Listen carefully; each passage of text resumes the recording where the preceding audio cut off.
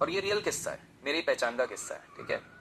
तो एक व्यक्ति है, वो आईआईटी में पढ़ा है, आईएम में पढ़ा है, ज्ञान है मतलब, आईएम अहमदाबाद, ठीक है, छोटी मोटी नहीं।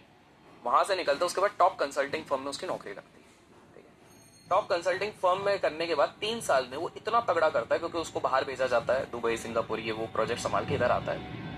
बैंगलोर में उसकी सैलरी, और बैंगलोर में काफ़ी ऐसे लोग हैं, उसकी सैलरी इन हैंड 90 लाख हो जाती है। 24-25 साल की उम्र में 90 लाख बहुत बढ़िया चीज़ होती है, भले वो बैंगलोर जैसी जगह में।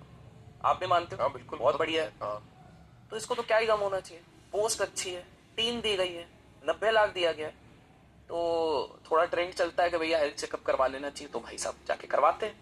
तो हेल्थ चेकअप में डॉक्टर बोलता है कि भाई तेरा बीपी बहुत ज़्यादा है, थोड़ा सा ये करो बाहर बाहर, क्योंकि उनका काम बड़ा ट्रैवलिंग का रहता है। मतलब इनका ऐसा रहता था कि सुबह डेनमार्क में है, फिर 2 दिन बाद कहीं और चले गए, थाईलैंड चले गए, फिर 3 दिन का काम के चक्कर में फिर दुबई चले गए, फिर इधर चले गए। तो डॉक्टर बोलता है कि भाई थोड़ा बीपी है।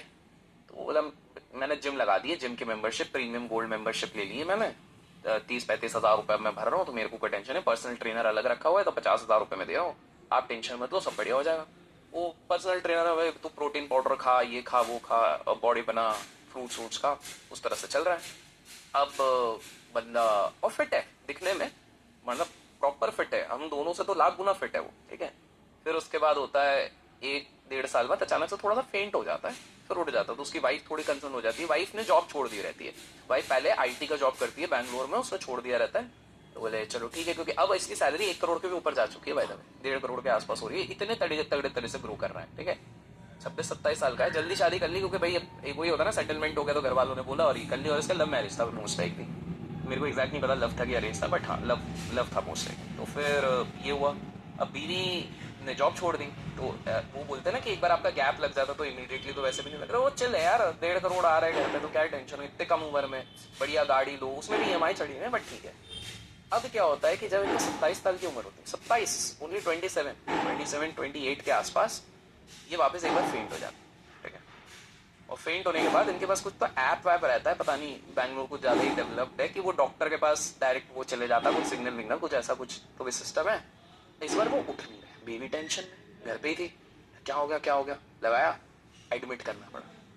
बीपी इनका स्काई रॉकेट हो चुका, पर ये तो जिम भी जा रहे, खाना भी सही खा रहे, सब कुछ है।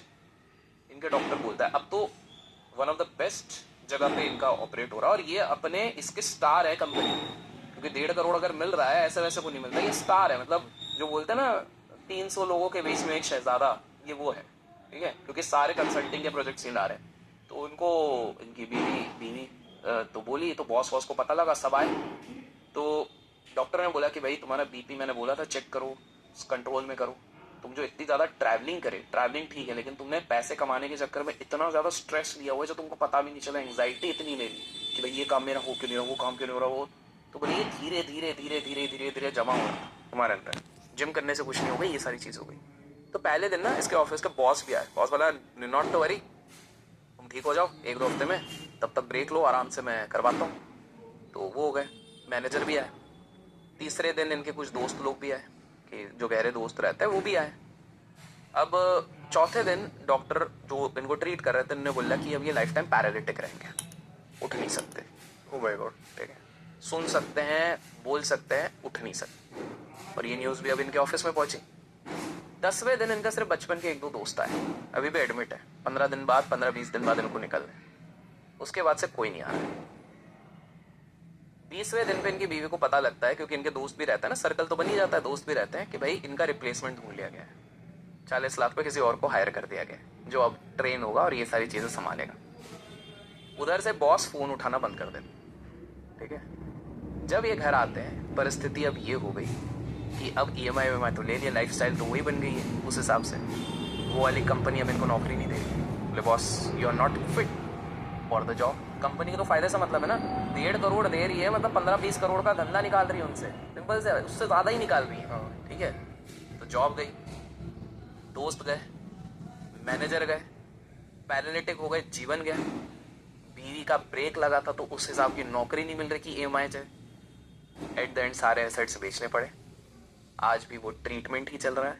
तो भाई पैसे के पीछे इतने बावले होके भी मत भागो, कि जीना छोड़ दो। The ace investor Rakesh Jhunjhunwala said one statement before dying कि मेरी सबसे बड़ी मिस्टेक ये थी कि मैंने हर जगह इन्वेस्ट किया, बहुत पैसा कमाया, काश हेल्थ पे कर दिया हो। दारू वो लास्ट मोमेंट तक नहीं छोड़ पाए, स्मोकिंग लास्ट मोमेंट तक नहीं छोड़ पाए। एक आखिरी सवाल सर,